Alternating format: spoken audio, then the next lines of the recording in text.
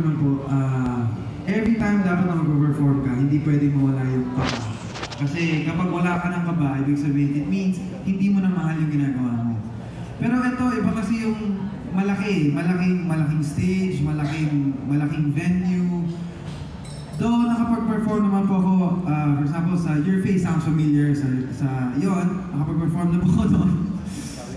And then, dito po, syempre, hindi mo naman alam kung ano yung pwedeng mangyari. Actually, sa akin, hindi ko alam kung ano pwedeng mangyari. Kaya sobrang kinakabahan pa rin ako kahit na alam ko na kahit na may boses ako. Kasi hindi ko po alam, baka mamaya bigla akong bumiyok. Syempre, nakakahiya. Pero syempre, gagawin mo naman lahat ng kaya mo, lahat ng pwede mong ipakita para mapantayan at makasabay ka naman syempre na bigyan ka ng ganyang concert, isama ka sa ganyan sa powerhouse, world-class performers. Syempre nakaka-overwhelm, nakakataba ng puso na parang hindi ko inaakala na maliin niya pala ako sa mga ganong categories. And ayun po, excited na po ako dahil ayun, first time ko dito sa Soler. Nag-guest ka na before? Nag-guest, pero yun, yung show mismo, first time ko po kaya sobrang excited ako. Sana madami pa. For Morissette, stage is your life. Who do you think is your biggest, challenge in the singing industry?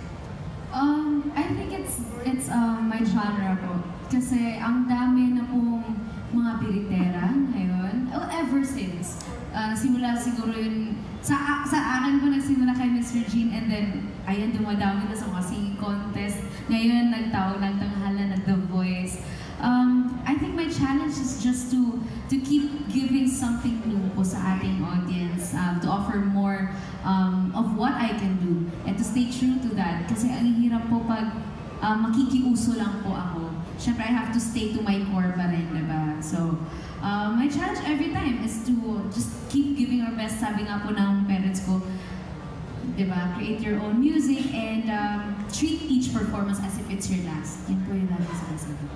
Thank you and continue to break a leg. Thank you so much. Po. Galing, no?